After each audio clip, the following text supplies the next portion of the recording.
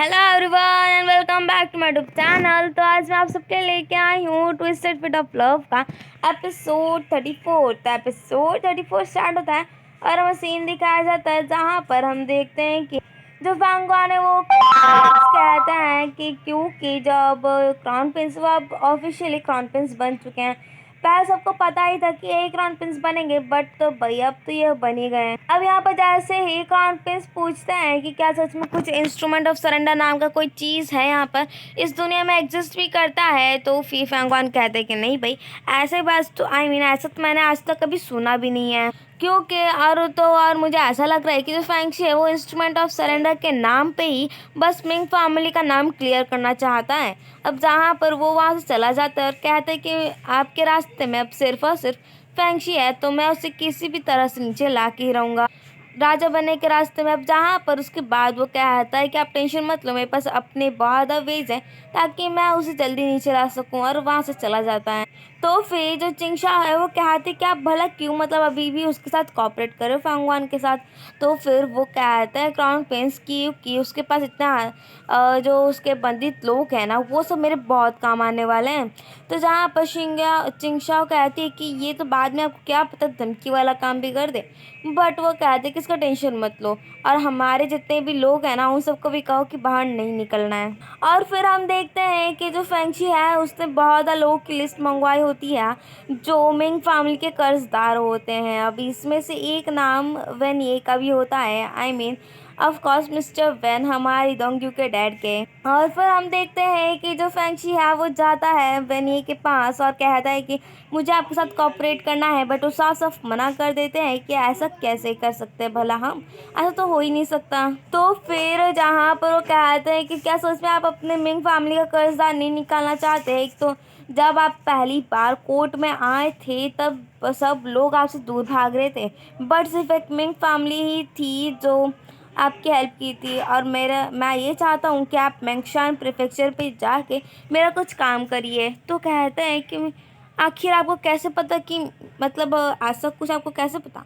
तो वो कहता है फैंक्शी, क्या मेरे को मिंग फैमिली के बारे में जो कुछ भी है सब मुझे पता है। अब जहाँ पर वो फैंक्शी कहते तो क्या आपको भी लगता है कि जो मिंग फैमिली है वो एक गद्दार वाली फैमिली है।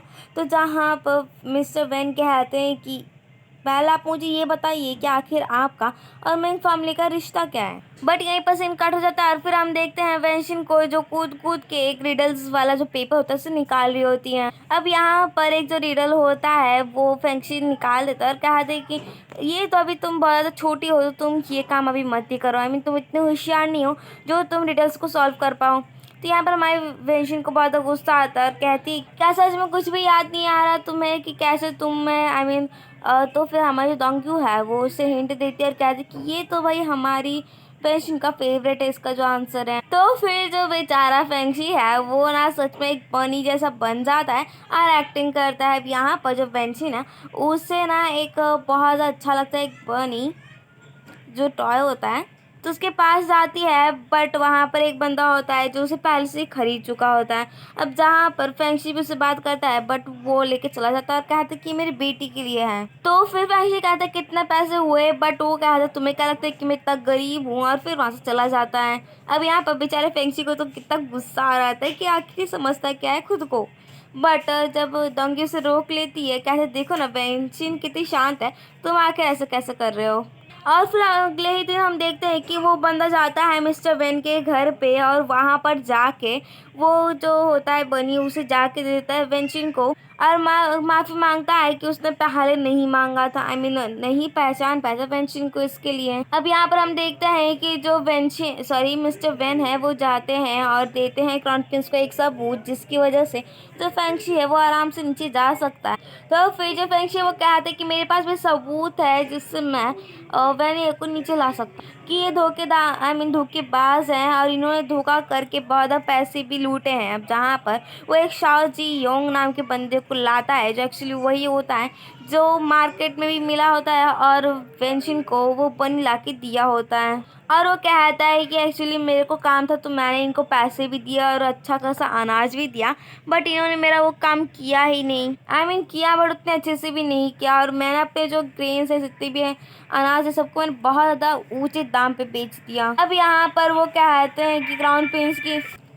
बस एक ही गवाह काफ़ी नहीं है, तो फिर जो फेंगशी है वो एक सर्वेंट को ही बुलाता है मिस्टर वेन के घर के वाले के, और वो कहता है कि अच्छा चलो तुम ही बताओ कि क्या तुम इस बंदे को जानते हैं और ये बनी को भी। तो फिर वहाँ क्या था, उसके बाद जो फेंगशी है वो जाता है और वो बनी में से एक बहुत ज़्यादा कीमती हीरा निकालता है। अब जिसे देखते ही भाई जो हमारे क्राउन प्रिंस और वेन ये दोनों के दोनों शॉक हो जाते हैं और कहते कि अब जहाँ पर मिस्टर वैन कहते कि ये सब मुझे नहीं पता कि आखिर ये कहाँ से आया, और वो कहते कि ये पक्का मेरे सेटअप है और मैं इन सब चीज़ों को कुछ नहीं जानता। तो फिर क्राउन प्रिंस कहते हैं कि मैं तुमने वेनिए को गिल्टी प्रूव करवा भी दिया, बट तुम भी तो गिल्टी प्रूव हो। और फिर वो एकदम गुस्से से जो होता है मतलब जो एविडेंस दिया होता है वेनिए ने उसे खोलते हैं।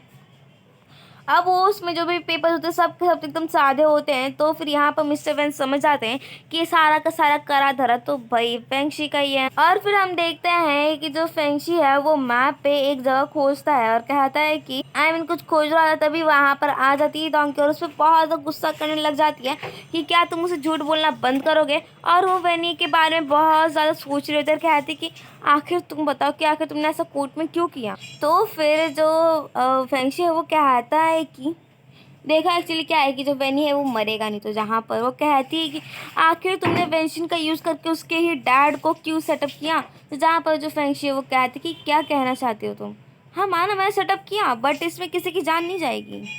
अब उसके बाद वो कहती है कि तुम्हें पता नहीं है क्या कि आखिर वेनी है कौन, बट बेचारे फेंगशी को तो कुछ याद ही नहीं होता। और फिर वो कहती कि तुम जो रास्ते पे उसे लेके जाने की कोशिश कर रहे हो ना उस रास्ते पे उसकी मौत हो जाएगी, और जहाँ तक मुझे पता है कि वो बस एक बहुत ज़्यादा बड़े ट्रबल में है बस। और फिर वो कहती कि माना कि जितने भी लोग हैं तुम्हारे सराउंडिंग में तुम प्लीज़ उन्हें अपने चालों के लिए मत यूज़ करो। अब यहाँ पर हमारी जो डोंकी वो बाहर जाकर सोचती है कि मैंगशांग प्रेफेक्चर पे लास्ट टाइम पे उसकी डैड की डेथ हो गई थी, और जिसे देख के बहुत ज़्यादा बुरा लग रहा होता है और वो बहुत ज़्यादा रो भी रोती है छोटी वाली फेंगशी जो अभी डोंकी है हाल फिलहाल में। अब उसके बाद जो फेंगशी वो याद करता है कि जो वेनिया है वो पूछ रही थी कि आखिर तुम्हारा क्या रिश्ता है मिंग फैमिली से। तो फिर उसने कुछ निकाल के दिया होता है कुछ जेड जैसा, एंड जो होता है एक्चुअली मिंग फैमिली के यंग मास्टर का। अब यहाँ पर जिसे देखते ही मिस्टर वैन ये तो भाई एकदम शॉक हो जाते हैं, क्या सच में। और फिर वो कहते कि आई एम यंग मास्टर। तो फिर वो कहते कि हाँ मेरा नाम पैंग शी है, एक्चुअली मेरा नाम रियल नाम पैंग शी है। जहाँ पर वो कहते कि मेरे को आपसे काम करवाना है, और फिर वो कहते कि एक काम करो आप मैंगशांग प्रीफेक्चर पे जाओ और इंस्ट्रूमेंट ऑफ सरेंडर ले लो उन लोग से। एक्चुअली मैं नहीं जा सकता क्योंकि क्राउन प्रिंस और सब लोग मुझ पर नज़र रखे हुए हैं। अब इसके लिए आपको पहले जो कोर्ट है वहाँ से डिसमिस होना होगा और उसके बाद ही आप वहाँ जा सकते हैं। और फिर हम देखते हैं नेक्स्ट में जहाँ पर जो फेंगशी है उसके पास डॉले एंड जीवान आते हैं, जहाँ पर जैसे ही जीवान को पता चलता है कि जो फेंगशी कुछ लेटर भेज रहा है लुई तोंग को, तो पूछती क्या कुछ नई बात है क्या उसके बारे में। तो फिर वो कहता है डॉले कहते क्या फिर से उससे कांटेक्ट क्यों कर रहे हो, बहुत रिस्की है वो बंदा। अब जहाँ पर जीवान कहती कि आपको क्या काम करवाना है अब की बार उससे, तो कहते हैं कि मुझे अब की बार उसे अपने ईस्ट में जो विला है वहाँ पर रखना है। तो जहाँ वो कहते कि पर आप ऐसा क्यों करना चाहते, तो कहता है कि बस इसी तरीके से इंस्ट्रूमेंट ऑफ सरेंडर सेफ रहेगा और मुझे बस किसी भी तरह से वो क्राउन प्रिंस के जरिए एम्पर तक पहुंचाना है। अब यहाँ पर दौलत तो जा सकता था नहीं क्योंकि जीवान कहती कि तुम उसके सामने कुछ नहीं बोल पाओगे, और वो कहते कि मैं ही जाऊँगी। तो फिर जो फेंगशी को कहता है ये बहुत रिस्क वाला काम है, और यहाँ पर दौलत भी कहते कि हाँ हाँ तुम मत जाओ। अब जहाँ पर वो कहते कि पर मेरे पास इसका इलाज है कि आखिर मैं उसे कैसे फंसाऊंगी अपने बातों में, और वो कहती कि मैं उसे किसी भी तरह से प्रूफ करवाऊंगी कि जो इंस्ट्रूमेंट ऑफ सरेंडर है वह हमारे पास ही है, फेंगशी के पास है। अब जहाँ पर वो कहते कि ऐसा तुम कैसे करोगी, तो फिर वो कहते कि आप प्लीज़ मुझे लिख के दे दो। तो फेंगशी पूछते कि आखिर तुम ये सब कैसे करोगी।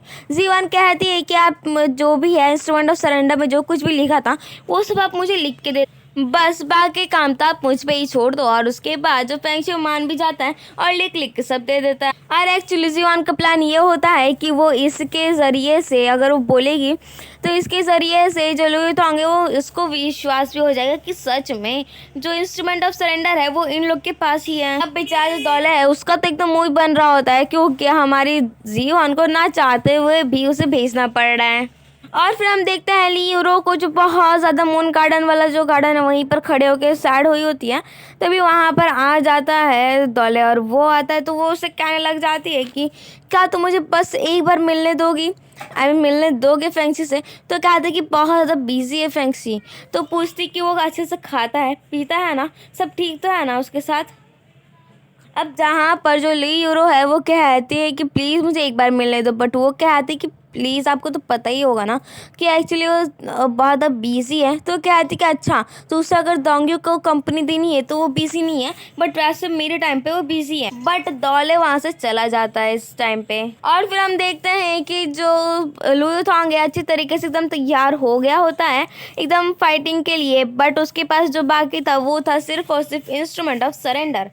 अब तभी उसके पास एक बात आती है कि जो फेंगशी है उसकी कजिन आई है। तो फिर हमारी और कोई नहीं वो जीवान होती है। और यहाँ पर तो हमारी जीवान एकदम कॉन्फिडेंस के साथ जाती है। अब जहाँ पर जैसे देखती जो लुई तोंग है वो याद करता है कि जब वो लू जेनमिंग के टाइम पे वहाँ पर गया था फेंगशी हुआन ने उसे रोक लिया था इस टाइम पे और कहा था कि क्या आपके पास कोई एविडेंस है या ऐसा कुछ। अब जहाँ वो कहता है कि तुम्हारे अंदर इतनी हिम्मत कि तुम मुझे यहाँ पर मेरे कैंप में आ गई, तो कहती है कि एक्चुअली मुझे आपसे कुछ काम था, आई मीन फेंगशी को, तो इसके लिए मुझे आना पड़ा। अब जहाँ पर वो कहा था कि अच्छा बोलो आखिर तुम यहाँ पर क्यों आई हो, तो बताती है कि जो फेंगशी है वो आपको 2 बार मतलब सॉरी वो आपको अपने वीरा में इनवाइट करना चाहते हैं। बट वो कहते हैं कि मुझे नहीं पता कि आखिर फेंगशी को क्या चाहिए, बट मैं अब इसकी बार उसकी बातों में नहीं आने वाला। तो जहाँ पर वो कहती है कि जब आप 2 बार कैपिटल में फंस गए थे तो और किसी ने नहीं, आपको सिर्फ और सिर्फ फेंगशी ने बिना कुछ मांगे निकाल दिया था कैपिटल से। अब जहाँ पर जो लुई तांग है वो कहता है अच्छा वैसे वो मुझे क्यों बुलाना चाहता है। तो वो कहती है कि आप मानो या ना मानो बट जो फेंगशी है उसके पास इंस्ट्रूमेंट ऑफ सरेंडर है, इसकी वजह से वो आपको बुलाना चाहता है। अब जहाँ पर उसे विश्वास ही नहीं होता तो फिर वो कहती कि मैं ना सच बोलूँ तो मुझे सब कुछ याद है और फेंगशी तो यहाँ पर आ ही जाता है, बट उसके वे में ट्रॉन पिंसार है। अब जहाँ पर वो कहती है मैं आपको उसका एक एक शब्द सुना सकती हूँ जो भी इंस्ट्रूमेंट ऑफ सरेंडर पे लिखा हुआ था। तो फिर जो लुई थोंग है वो कहता है कि ठीक है, बट अगर उसमें से एक शब्द ज़्यादा और एक शब्द कम भी हुआ ना तब तुम यहाँ से जिंदा नहीं जा पाओगी। अब उसके बाद एक लाइन बोलते हैं तो फिर लुई तांग बोलते कि ये गलत है और उसमें से बीच बीच में वो कह रहा होता है तो कहते कि फेंगशी गलत नहीं हो सकता।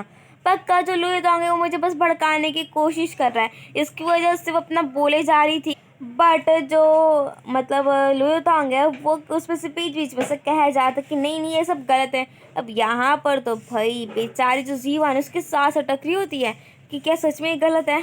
एक तो वो इतने मेहनत करके यहाँ पे आई में इतनी हिम्मत करके आई होती है और ऊपर से बीच बीच में बेचारा से डरा रहा होता है। अब यहाँ पर हमारी बेचारी बन गई होती है जीवान और एकदम जोश में आके एक बार में सब का सब बोल ही देती है। अब यहाँ पर जो लुई तांग है वो आता है, वो उसे कहता है कि सच में तुम्हें बस बहुत अंदर हिम्मत है। मैं तो भाई तुम्हारी हिम्मत से एकदम इम्प्रेस ही हो गया। अब यहाँ पर उससे पता चल जाता है कि मतलब जो कुछ भी था वो सच में उसे सिर्फ भड़का रहा था। और फिर वो वहाँ से जाती है और उसके बाद फाइनली वो बेचारी राहत की सांस लेती है। और फिर हम देखते हैं कि जो फेंगशी ने वो दरवाज़ा नहीं खोल ली होती जिसकी वजह से मिस्टर वैन एंड दोंगी दोनों परेशान होते हैं बिकॉज जो वेनिया है उन्हें जाना होता है मैंगशांग प्रीफेक्चर पे अपने काम से। बट ये बात तो भाई किसी को पता नहीं होती है। उसके बाद वेंशिन बाहर आती है और वो कहती है दोंगियों से कि एक्चुअली मुझे आपसे कोई प्रॉब्लम नहीं है, मुझे जो प्रॉब्लम है ना वो वेनिए से है। और फिर हम देखते हैं कि वो बेचारी जाके एक जगह बैठ के बहुत सैड हो के पत्थर फेंक रही होती है नदी में। तभी वहाँ पर आ जाती है दोंगी और वो कहती है कि तुम्हें पता है क्या, जब मैं छोटी थी, जब मुझे बहुत ज़्यादा टाइम पास करना था या फिर जब मेरा मूड सैड होता था तब मैं यहाँ पर आके भी तुम्हारे जैसा किया करती थी। अब जहाँ पर जो वो कहती है कि आपको पता है मैं नहीं चाहती, आई मीन मैं उन्हें ब्लेम नहीं करती अपने मॉम के डैड के लिए पर तभी भी डेथ के लिए, बट तभी भी मैं नहीं चाहती कि वो मुझसे दूर जाएं। तो फिर वो कहती है डोंगी कि देखो बहुत ज़्यादा बात होती है जो हम दिल में रख लेते हैं बट बोल नहीं पाते, और वो कहते हैं क्यों ना तुम एक बोट बना के उस पर अपना वो सारी बात लिखो और उसे नदी में बहा दो। और फिर हम देखते हैं वेनिया को जो एक बात याद करते हैं कि कैसे डोंगी ने कहा था कि वो बस मतलब अपनी बात देखते हैं और उन्होंने वेंशिन के बारे में कुछ नहीं सोचा, और इसकी वजह से वो बेचारी अपने मन में ही सारी बात रखी रहती है। और फिर तभी उन्हें नदी में वहाँ पर बहुत ज़्यादा बोट्स मिलती हैं और सारी खोल खोल के देख तो एक में लिखा होता है कि वो अपने मॉम के डेथ के लिए इन्हें ब्लेम नहीं करती, वो बस इनसे दूर नहीं जाना चाहती। अब यहाँ पर फाइनली ये डैड और बेटी का ना एकदम पैचअप हो ही जाता है, और वो कहते हैं कि मैं अपने घर को भी संभालने के लिए बहुत ज़्यादा कमज़ोर था, मुझे माफ़ करना, बट हमारी इन्वेंशंस के लिए भी ब्लेम नहीं देती। अब यहाँ पर जो हमारी मतलब डोंग्यू है वो कहती है, I mean खुद से ही कहती कि हाँ मुझे पता है कि इसमें आपकी कोई गलती नहीं है। और फिर हम देखते हैं कि जैसे जीवान आती है तो जो दौले है वो कहते तुम ठीक तो है, तो कहते कि सच बोलूँ मैं वहाँ पर गई थी ना तो मेरी एकदम सांस अटक गई थी। एक तो वो मुझे इतना अच्छा खासा भड़का रहा था, ऐसे मैं तो भड़क ही जाती। अब यहाँ पर वो जो दौले है वो उसे लेके चला जाता है जीवान को। अब यहाँ पर जो बेचारा फेंगशी है वो कुछ और कहने वाला होता है और वो कुछ बोलते ही रह जाता है बट उसकी तो कोई सुनता ही नहीं, और दौले तो लेके चला ही जाता है जीवान को। अब यहाँ पर हम देखते हैं कि जाने के टाइम पे डोंग्यू कहती कि आप प्लीज़ थोड़ा एक्स्ट्रा केयरफुल रहना, क्योंकि वहाँ का जो रास्ता आप जहाँ पर जा रहे हो वहाँ बहुत ज़्यादा बंदित लोग रहते हैं, वो आपको हर्ट भी कर सकते हैं। और रही बात वेंशिन को, तो मैं उससे ना फेंगशी से दूर ही रखूँगी। और उसके बाद वो कहते हैं कि आप प्लीज़ वेंशिन का ख्याल रखना मेरे लिए। अब यहाँ पर धीरे धीरे जो मिस्टर वैन है वो ना एकदम फेंगशी के साइड हो रहे होते हैं, तो जहाँ पर वो कहती है डोंग्यू कि आप लोग तो भाई एक दूसरे को देखना नहीं चाहते थे, तभी आप उसके साइड से बात क्यों कर रहे हैं। वो कहते हैं कि आपको पता है ना कि एक बुक को हम उसके कवर से जज नहीं कर सकते, और फिर वहाँ से चले जाते हैं। और जाने के टाइम पे हमारे डोंग्यू के मुंह से डैड वाला शब्द निकल जाता है, जिसे सुनते ही मिस्टर वैन तो भाई एकदम शॉक हो जाते हैं कि क्या सच में ये क्या बोली है। और इसी के साथ हमारा episode 34 of twisted fit of love यहीं पर होता है खत्म। Thank you, bye bye.